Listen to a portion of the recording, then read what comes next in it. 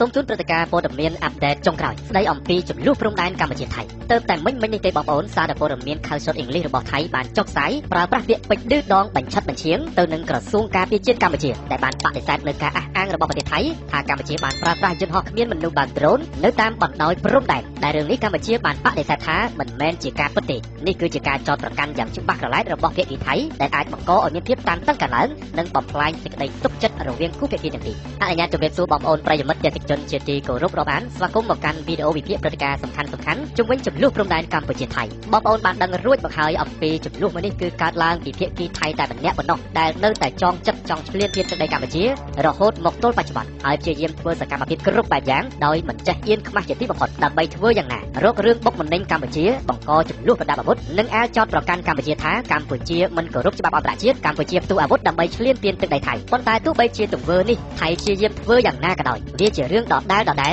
លវាគឺជារឿងដែលអន្តរជាតិបានមើលឃើញរួចទៅហើយសម្រាប់កម្ពុជាវិញពិតជាឈរលើគោលចំហច្បាប់អន្តរជាតិនិងព្យាយាមអនុវត្តដើម្បីស្វែងរកសន្តិភាពដល់ដង្ហើមចុងក្រោយដែលផ្ទុយស្រឡះពីគូភាគីថៃដែលនៅតែព្យាយាមបង្កសកម្មភាពឆ្កឹះឆ្កៀលគ្រប់បែបយ៉ាងបង្កើតព័ត៌មានមិនពិតញុះញង់មហាជនរបស់ខ្លួនបង្កើតទៅជាទំនាស់ដើម្បីជំរុញឲ្យមានចំនួនប្រដាប់អាវុធហើយយកលេសរឿងរ៉ាវទាំងអស់នេះបំពេញសេចក្តីត្រេកត្រអាលនៃការឃ្លានសង្គ្រាមរបស់មេភូមិភាគពីរនិងកងទ័ពរបស់ថៃតែម្ដងអស់ពីរឿងមិញឥឡូវនេះថៃគេបានប្រើប្រាស់ល្បិចថ្មីដើម្បីបង្កើតព័ត៌មានញុះញង់ទៅកាន់ប្រជាជនរបស់ពួកគេឲ្យបង្កការខឹងសម្បារជាមួយនឹងកម្ពុជានិងឲ្យអន្តរជាតិមើលឃើញថាកម្ពុជាកំពុងតែរំលោភទៅលើបទច្បាញ់ដែលត្រូវបានទទួលស្គាល់និងប្រួយដើមដោយអាមេរិកចិនជាពិសេសគឺប្រធានបដូវវេនរបស់អាស៊ានតែម្ដងល្បិចថ្មីមួយនេះថៃបានចោទប្រកាន់ថាកម្ពុជាបានប្រើប្រាស់យន្តហោះគ្មានមនុស្សបើកដ្រូនដើម្បីចាក់ឡាត់នៅតាមបណ្ដោយព្រំដែនហាក់បីដូចជាចង់ចោទប្រកាន់កម្ពុជាថាកំពុងតែធ្វើការស៊ើបការនិងរំលោភមកលើដែនដីអធិបតេយ្យភាពរបស់ថៃដែលនេះគឺជារឿងដែលកម្ពុជាមិនអាចទទួលយកបានឡើយដោយហេតុនេះហើយទើបនៅថ្ងៃទី15ខែកញ្ញាឆ្នាំ2025ក្រសួងការពារជាតិកម្ពុជាបានចេញសេចក្តីថ្លែងការណ៍បដិសេធយ៉ាងតឹងរ៉ឹងចំពោះការអះអាងរបស់ប្រទេសថៃដែលបានប្រកាសចោទប្រកាន់ក្តីៗថាកម្ពុជាបានប្រើប្រាស់យន្តហោះគ្មានមនុស្សបើកដ្រូននេះតាមបណ្ដោយព្រំដែន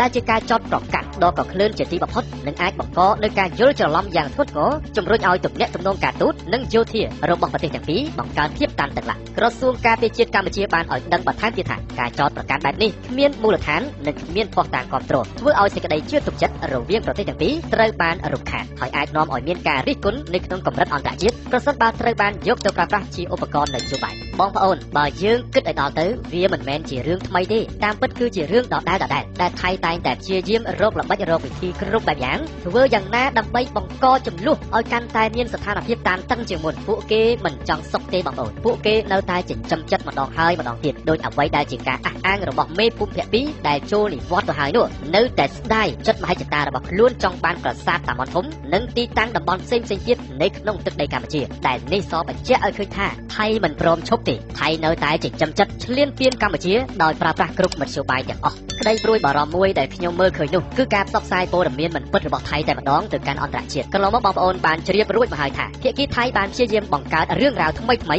និងកុហកភូតភរអន្តរជាតិដើម្បីគោលបំណងធ្វើយ៉ាងណាឲ្យកម្ពុជារបស់យើងមានកំហុសនិងអាលក្លាយខ្លួនទៅជាជនឈ្លានពានទឹកដីរបស់ថៃហើយថ្មីៗនេះដូចជាពាក្យចោទប្រកាន់ថាកម្ពុជាបានប្រើប្រាស់ដ្រូនដើម្បីឆ្លងការនៅតាមបណ្ដោយព្រំដែនកម្ពុជាថៃនេះសម្លេងរបស់ថៃអាចនឹងឮទៅកាន់អន្តរជាតិហើយរហ័សទៀតផងដោយសារតែពួកគេមានបណ្ដាញសារព័ត៌មានរបស់អន្តរជាតិធំប៉ុន្តែចំណុចមួយដែលខ្ញុំឃើញអំពីភាពវិជ្ជមាននាពេលបច្ចុប្បន្ននេះគឺអន្តរជាតិគេមិនល្ងងទៀតទេអន្តរជាតិគេឈប់ល្ងងហើយគេឈប់ជឿថៃហើយបងប្អូនកន្លងមកគេជឿមែនគេជឿណាបងប្អូនគេយល់ថាកម្ពុជាយើងនេះជាអ្នកឈ្លានពានទឹកដីថៃជាអ្នកវាយប្រហារទៅកាន់ប្រទេសថៃមុននេះថៃគេប្រើសិទ្ធិការពារខ្លួនប៉ុន្តែមធ្យោបាយកុហកភូតភរទាំងអស់នោះកន្លងមកវាត្រូវបានរលាយតិចទីអស់ហើយនិយាយឲ្យចំទៅកាលណាប្រសិនបើអន្តរជាតិកាន់តែចូលមកគៀកកម្ពុជាគេនឹងរឹតតែដឹងការពិតយ៉ាងស៊ីជម្រៅជាបន្តបន្ទាប់ជាក់ស្ដែងប៉ុន្មានថ្ងៃនេះបងប្អូនមានបានឃើញទូរទស្សន៍របស់កូរ៉េទេកន្លងមកបងប្អូនណាដំបូងគេហើយកូរ៉េនេះបាននិយាយថាកម្ពុជានេះជាអ្នកឈ្លានពានទឹកដីថៃបណ្ដាលឲ្យជនជាតិកូរ៉េខាងត្បូងស្ទើរតែពេញផ្ទៃប្រទេសយល់ច្រឡំយ៉ាងខ្លាំងហើយបានទម្លាក់កំហុសនិងដាក់បន្ទុកចំពោះប្រជាជនកម្ពុជាថាជាប្រជាជនជាចៅឈ្លានពានទឹកដីរបស់ថៃរហូតមកទល់ប៉ុន្មានថ្ងៃនេះប្រទេសកូរ៉េខាងត្បូងមានការមន្ទិលសង្ស័យយ៉ាងខ្លាំងហើយក៏ចាត់អ្នកជំនាញ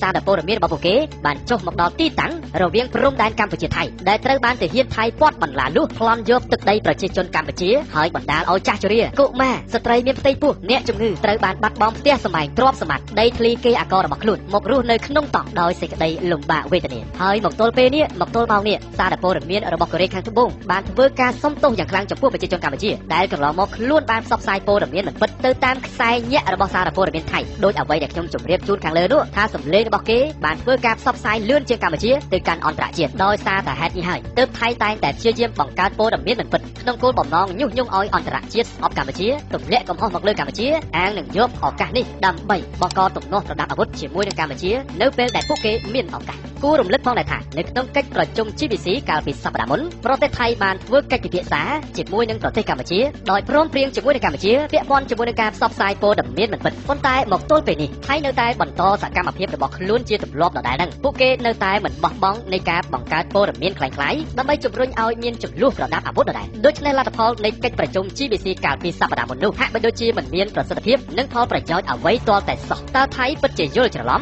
ឬក៏មានចេតនាបន្លំដើម្បីអូសបន្លាយចំនួនមួយនេះឲ្យកាន់តែវែងឲ្យកាន់តែយូរនិងបន្តច្រើនឆ្នាំទៅថ្ងៃមុខសូមបញ្ជាក់ថាប្រសិនបើថៃមានចេតនាបែបនេះគឺពិតជាច្រឡំធំហើយអានាងនាយករដ្ឋមន្ត្រីថៃអនុទានច័ន្ទវីរៈកុលថ្មីមួយរូបនេះប្រសិនបើដើរតាមខ្សែញាក់របស់មេភូមិភាគពីថៃនោះវាពិតជាបង្កឲ្យប្រទេសថៃកាន់តែដុនដាបជាងមុនទៅហើយបងប្អូនហេតុអ្វីបានជាយើងហ៊ានអះអាងបែបនេះតើមិនឲ្យដុនដាបតើមិនឲ្យបង្កការខូចខាតយ៉ាងម៉េចទៅសូម្បីតែវិស័យសេដ្ឋកិច្ចពេលនេះនៅក្នុងប្រទេសថៃតើមានច្រកណាចេញល្អទៀតក្រៅពីការនាំចេញទំនិញទៅកាន់បណ្ដាប្រទេសនៅជិតខ្លួនជាពិសេសគឺប្រទេសកម្ពុជាផ្ទាល់តែម្ដងហើយឥឡូវនេះកម្រិតនៃការនាំចេញទំនិញមកកម្ពុជាកាន់តែមានការថយចុះជាលំដាប់ស្ទើរតែមិនមានផងសួរថាតើតម្លៃនៃសេដ្ឋកិច្ចរបស់អ្នកឯងនឹងបន្តធ្លាក់ចុះយ៉ាងកម្រិតណាប្រជាជនភាគច្រើនរបស់ប្រទេសថៃដែលរស់នៅតាមតំបន់ព្រំដែនកំពុងតែរងគ្រោះនឹងសេចក្តីទុក្ខវេទនាយ៉ាងខ្លាំងដោយសារតែទំនិញរបស់ពួកគេសហគ្រាសផលិតកម្មរោងចក្រនានាមិនអាចបញ្ចេញទំនិញបានបង្កឲ្យមានការកកស្ទះបន្តការខាតបង់និងបិទអាជីវកម្មជាបន្តបន្ទាប់មិនអីទេប្រសិនបើចង់បន្តចំនួនការទូតជាមួយកម្ពុជាបន្តទៀតអ្នកឯងគ្មានផ្លូវឈ្នះកម្ពុជាទេអូបន្លាយកាន់តែយូរប្រជាជនរបស់អ្នកឯងកាន់តែស្រ័យចាំតែមើលចុះតើប្រជាជនជ្រុលនិយមប៉ុន្មានអ្នកនោះដែលនៅតែចង់បង្កសង្គ្រាមជាមួយកម្ពុជានោះអាចទប់ទល់ជាមួយសេដ្ឋកិច្ចគ្រួសារផ្ទាល់ខ្លួនបានដល់ណាទៀតមិនយូរមិនឆាប់ទេបងប្អូន